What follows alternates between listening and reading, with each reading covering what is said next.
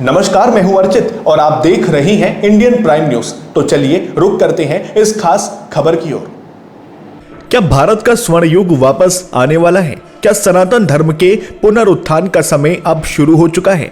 RSS प्रमुख मोहन भागवत के एक ताजा बयान ने देश भर में नई बहस छेड़ दी है। भागवत ने साफ कर दिया कि अब हिंदू समाज को अपनी ताकत दिखाने का समय आ गया है।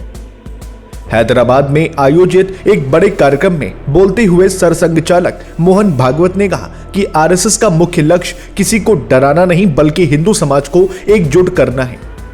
उन्होंने महर्षि अरविंद की भविष्यवाणी को याद दिलाते हुए कहा कि सनातन धर्म का उदय ही भारत का उदय है।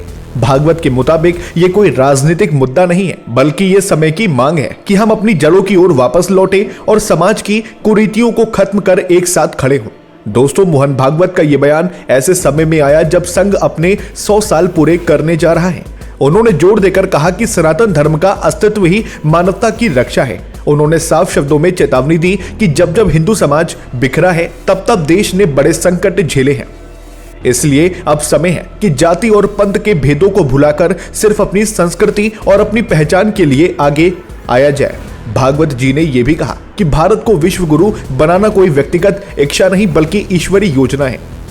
इस भाषण के बाद राजनीतिक गलियारों में हलचल तेज हो गई है। आलोचक भले ही इसे चुनावी चश्मे से देख रहे हों, लेकिन भागवत ने स्पष्ट कर दिया कि संघ का काम निस्वार्थ भाव से समाज की सेवा करना और उसे शक्तिशाली बनाना है। उन्होंने आर्टिफिशियल इंटेलिजेंस और आधुनिकता के दौर में सनातन मूल्यों की प्रासंगिकता पर भी बात की। उनके अनुसार दुनिया आज जिस शांति की तलाश कर रही है उसका रास्ता केवल सनातन धर्म के पास है।